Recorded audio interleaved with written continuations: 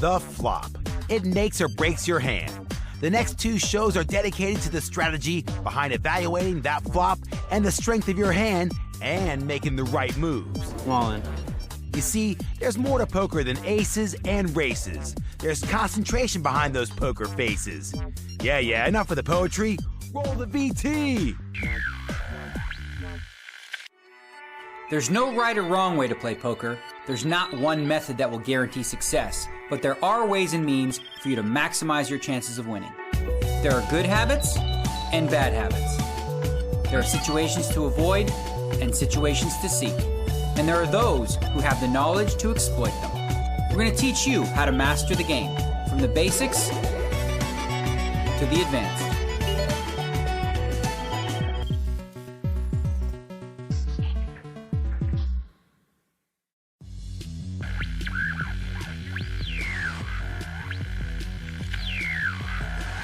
In our last show, we examined our opponents and the methods we can all use to gather information. Today, we study our own game and what to do when you make a hand. As everybody knows, it's not what you've got, it's what you do with it that counts, and this show is all about how you exploit the hands that you've been dealt, from recognizing its strength to maximizing your winnings. The show takes in poker from all over the planet, but today, we're off to Vegas to feature some action from the North American Poker Tour. And then it's over to Dublin for a hand from the European Poker Tour. Our tutorials will help you evaluate the flop and coach you on how to play the nuts. Through pearls of wisdom from Luca Pagano, the man with the most European Poker Tour cashes, Bertrand Grospellier, aka Elky, one of the hottest poker talents around, and Alex Kravchenko, winner of over $3.5 million in live tournaments. All that, plus 2 pieces of analysis from Daniel Negreanu, arguably the best out there. Plenty to come then, and we start with your tutorial, evaluating the flop.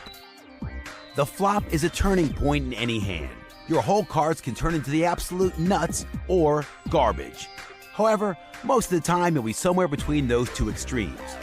What we present to you here is a simple system for you to measure the strength of your hand and take the appropriate action. Here are the 4 categories. Note that these categories refer to made hands only. We'll talk about draws in the next show. The first category is very strong hands. Flushes, straights, sets, 2 pair or better basically. For example, here you flop a spade flush, which is definitely a very strong hand. Here you have top 2 pair, another very strong hand. Here the player has flopped a full house, again a very strong hand. Oh my goodness, what a flop for Gustafsson. When you flop a very strong hand, you're ahead in the vast majority of cases. Usually, you should play aggressively and very rarely fold. Once in a while, a slow play is in order, but more on that later in the show. The next category is strong hands. A strong hand consists of overpairs. That's a pocket pair which is higher than any of the community cards. And top pair, top kicker. Top kicker usually means an ace. If you're holding a pair of aces, the top kicker would be a king. With a strong hand, you're ahead most of the time. You're just not quite as certain as with a very strong hand. Therefore, aggressive play is still in order, but be more careful. If the stacks are large and you are facing a big raise, a fold is usually appropriate. The third category is mediocre hand. Any pair other than top pair is considered a mediocre hand. What to do with it heavily depends on your exact holding, the number of opponents, and the community cards. Let's consider 2 examples. Example 1. In the first example, you are holding top pair with the second best kicker. It's almost a strong hand, and you have only 1 opponent. You will be ahead most of the time, and aggressive play is justified. Example 2. In this example, your hand is pretty much worthless. You're up against 2 opponents, and you are holding an underpair to the board. An ace has flopped, which makes it even more likely that someone is paired up. Just check and fold this one. Don't throw away any good money after bad flops. The fourth category is trash. To flop trash is to make no pair or draw on the flop. If this happens, you have almost no hope to win the hand at the showdown. Bluffing once in a while is a good idea, but usually you should just fold. So to recap then, we're suggesting a simple category system to measure the strength of your hand after the flop has been dealt. Is your hand very strong, strong, mediocre, or trash? If it's strong or very strong, play it aggressively. If it's mediocre, take care, especially if there are multiple opponents. And if it's trash, well, fold it. It's perhaps hardest to play a mediocre hand, that's any pair other than top pair. But how do you know what to do with these kind of hands? Well, let's look into the vault for an example.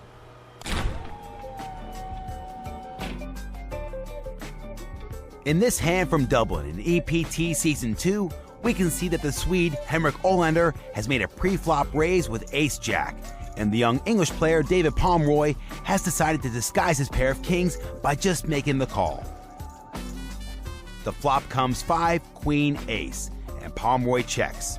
Olander has made top pair and makes a bet of 40,000 chips, leaving Pomeroy with a tough decision. He has a strong pair, but not the top pair on the board. If he chooses to call, he is likely to lose a lot of chips.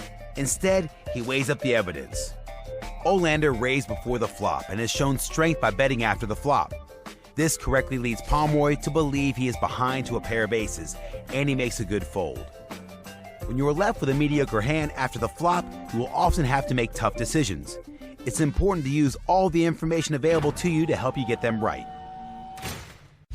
Thanks, Christian. We'll bear that in mind. And if you want to learn more about poker, then go to pokerstars.com. I think it's time we covered a bit more poker lingo. I'm all in. On the flush draw. It's at least a flip, right?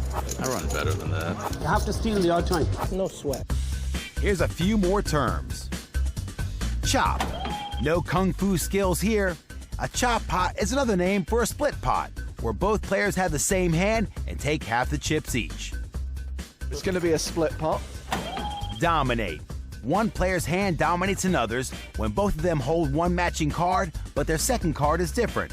The player with lower unmatching card finds themselves dominated. Rainbow. If there are no two community cards with the same suit, it's a rainbow board. And therefore, a rainbow flop is a flop with 3 different suits on. Simple as that. Okay, this is level 2 show 5, and we're looking at the power of the flop, people. Don't you just love it when you flop a monster? Question is, what do you do next? When you have a strong made hand, you don't really have to worry about being behind. Tray 6-7, Doyle flops a set. What you do have to worry about is draws. Here's a typical situation with a very strong made hand. Here you have 2 pair and there are 2 opponents who have checked to you. It's almost certain that you're ahead. There are some very good reasons to bet now. 1. There are lots of potential draws that might hit on the turn or river. Any spade could make someone a flush.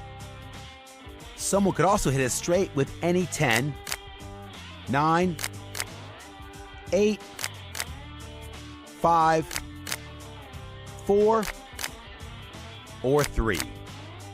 And a 7 can make them 3 of a kind, or would counterfeit your 2 pair as any ace with a better kicker would have you beat. 2. Action-killing cards may arrive. Even if none of those scare cards hits, they can still hurt you to allow your opponent to see another card. If they have a pocket pair, for example, and another overcard to that pair comes, it's doubtful if they'll stay in the hand if you bet now, which gives you another reason why you should have bet on the flop. 3. Poker is about winning chips. You need to build the pot over all streets to get it really large. You can make much bigger bets on the turn and river if you increase the pot size by betting the flop. So now that you know that you should bet, the next question is how much to bet.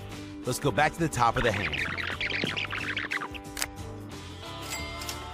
Here the total pot is $22. The stacks are about $200 each, so there's a lot of money left to be won. Your aim is to win your opponent's entire stack, so bet big, about the size of the pot. The big blind folds and the other opponent calls, so the overall pot is now $62. The turn card is the deuce of clubs, not a scare card. The opponent checks to you, and you're in the same situation as you were on the flop, so you bet big again. $50 is about right. Your opponent calls. And here you go again.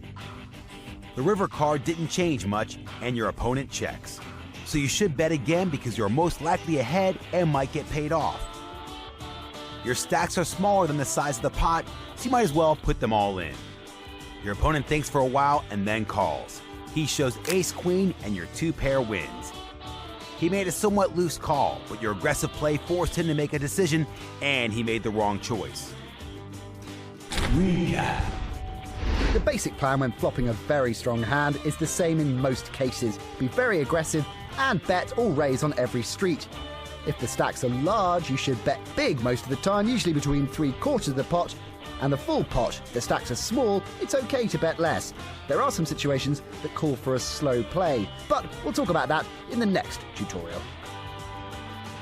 Time for Daniel Negreanu to analyze a hand for us, which today comes from the Ukraine and shows us why it's important to protect your made hand from developing draws.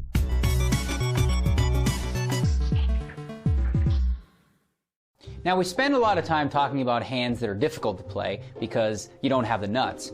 But what happens when you have a really, really strong hand and you're bet into?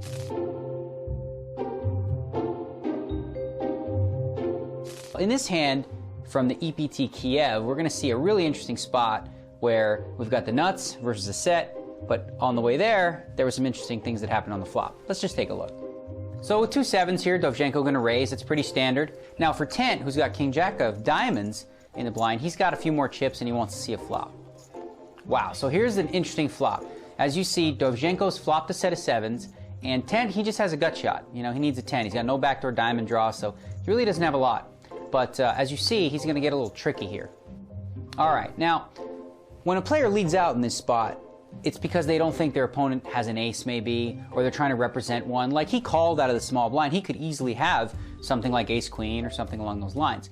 Now, if I'm Dovzhenko, I'm thinking, okay, this guy's either got a draw or he's got, you know, a big ace or something like that, and I can get it in with the 3-7. So I want to raise in the flop. You want to get the money in before the board gets too scary. As you can see, there's 2 spades, and you know there's an ace and a queen there, so a straight card might come off, a spade might come off, and if that happens, it'll kill your action. So I think the better play here is to raise. Let's see what Dovzhenko does.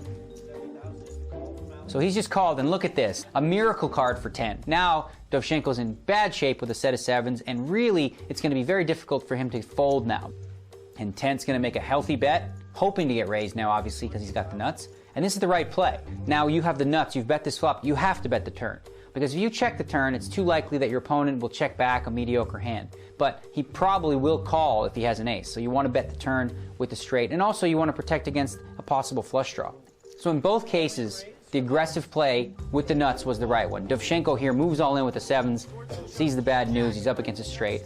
But in this hand, I like the way Tent played the turn with his big hand, but I'm not so sure I think that Dovzhenko played it right. I think in that case, he probably should have went ahead and raised the flop. Not a huge mistake, marginal, but every little mistake counts. So you always want to think about that when you have big hands as well. It's not just that simple. I've got a big hand, it doesn't matter what you do. It always matters what you do.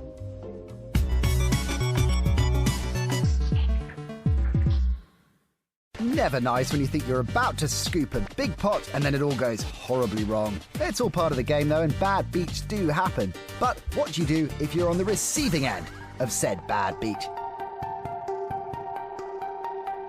Lows and highs are an important aspect of the game. If you want to be a successful player, you must learn how to manage this kind of feelings. Every time that you put your emotions at the table, every time that your emotion can affect your style of game, then probably you're not gonna do the right thing at that time. Try to prepare yourself mentally that bad beats happens in this game. This is the part of the game. Always really hard to get a bad beat, especially when it's really deep in a tournament, because I mean, as long as you're in a tournament, you really have to forget it as soon as possible and try to play your best game until the end. Yeah. As long as you keep your head straight and focus and concentrate on your game and don't blow up, it all evens out in the end.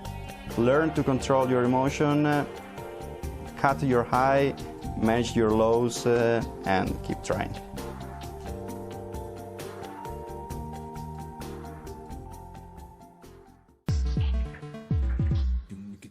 Time for a break now, but before we go, a question. Later on in the show, we'll be looking at the art of slow playing, and one of the most commonly slow played hands is a pair of aces. So our question is, on average, how often are you meant to be dealt a pair of aces? Is it A, once every 86 hands, B, once every 221 hands, or C, once every 464 hands? We'll give you the answer after the break.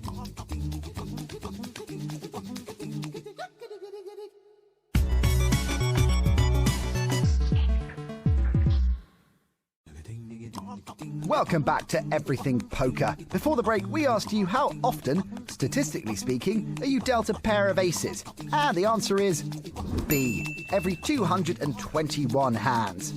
Having aces means having the nuts pre-flop, but what happens if you've got the nuts after the flop? Let's find out in the last of today's tutorials.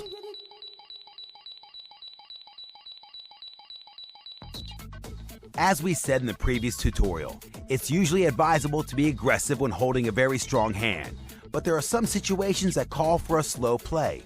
It could be very risky, but if all the following conditions are met, it's definitely better to be deceptive and check your monster. Your hand needs to be strong enough to give away free cards.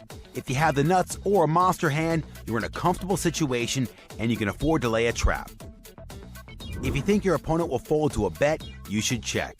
The ultimate aim is to win as many chips as possible with your monster, so you want to keep them in the hand. By slow playing, you want to induce bluffs if your opponents catch up a little bit to get action. If the first two conditions are met and you think you might get action on later streets, go for the trap. Let them hang themselves. I'm all in. Now let's have a look at an example and see if the three conditions are met or not. Here an opponent raises pre-flop. You call with pocket eights on the button and the big blind calls. The flop gives you a full house. Sick. The big blind checks and the pre-flop raiser bets. Now you can either slow play by just calling or you could raise. Let's go through the three criteria. Your hand is definitely strong enough to slow play. You're holding a full house and your opponent can't have more than 2 outs. The flop probably missed both opponents. The big blind will likely fold no matter what you do. The pre-flop raiser probably has either 2 high cards, in which case he'll almost certainly fold if you raise, or an overpair where your aggression could scare him away. Overall, it's pretty likely that everybody folds if you get aggressive. If your opponent is holding overcards, he might make a big pair on the turn. If he has a pocket pair already, he probably thinks he's ahead and will often bet again. All 3 criteria are met, so it's definitely a good idea to slow play in this situation. Just call the flop bet and wait for your opponent to give you his chips. Let's take a look at another example. You raise pre-flop with your aces and got 3 callers. The flop is 8 of spades, 9 of spades, king of clubs. Let's go through the criteria again. Your hand is not strong enough to slow play. You have top pair, but your opponents could easily make a flush, straight, or 2 pair to beat you. It's unlikely that your opponent will fold to a bet. Someone might have either top pair or a decent draw to call with. If someone improves his hand to beat you, you'll probably get a ton of action, but that's definitely not what you want. Bottom line, bet the flop. Recap. So now you should know when and when not to slow play a hand. Always go through the 3 criteria in your mind before you try a slow play. Is your hand strong enough to give away free cards? Will your opponents fold if you bet? And do you have a decent chance to get action if you slow play? If the answer is yes, go ahead and slow play. If it's a no, or if you're in doubt, just make the straightforward play and bet.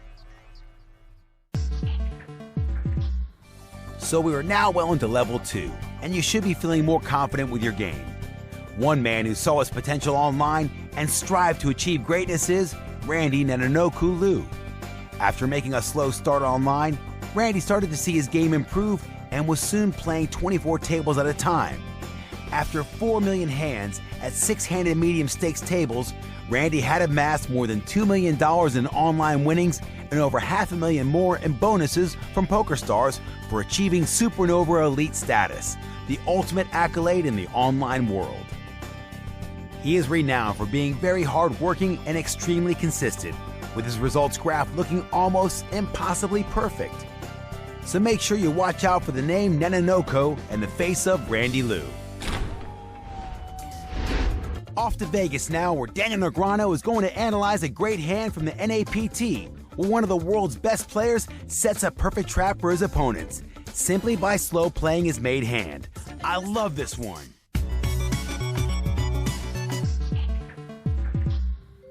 We play Texas Hold'em to flop the nuts. Flopping a full house is a dream, but the work is not done yet because you still have to figure out how to maximize value. One of the ways to do that is to set a trap for your opponents. This next hand we're going to see, Tom Marchese does exactly that.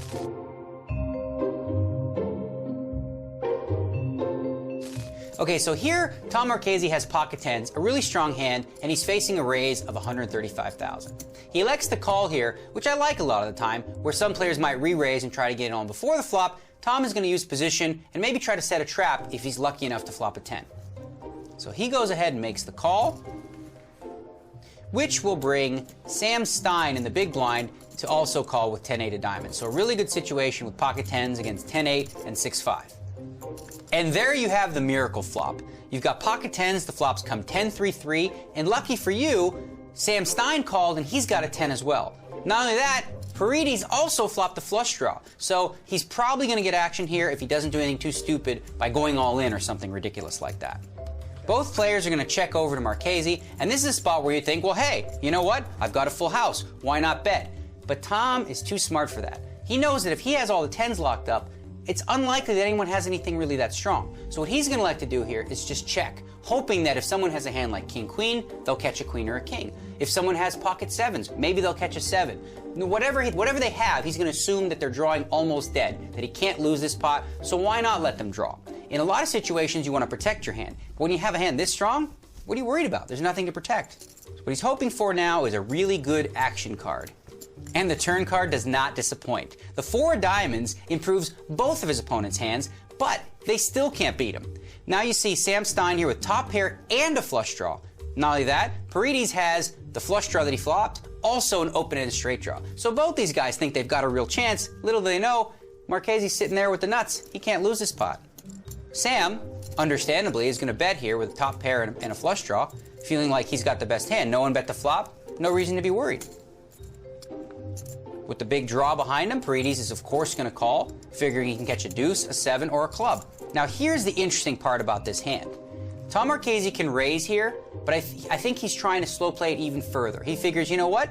If someone has a flush draw, hey, last I checked, a full house beats a flush, so why not let them make their flush? He doesn't want to move them off their hand. He wants to allow them to make the strongest possible hand they can, because he knows no matter what they catch, they're not going to beat his hand. Beautifully played so far. He's getting maximum value. And this card should help him even more. A deuce on the river has helped Paredes. He's just made a straight. Of course, straight doesn't beat a full house.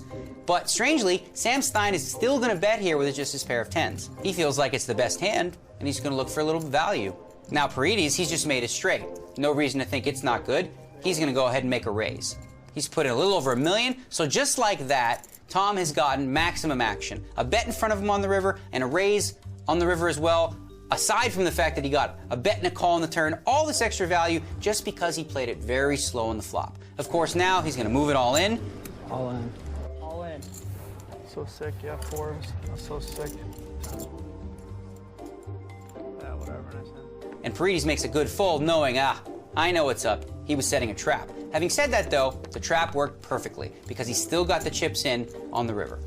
So the real lesson here is when you flop something really, really big, don't be in a rush to get the chips in. Play it like Tom Marchese once in a while and wait for the river, and you might get even more chips doing it that way.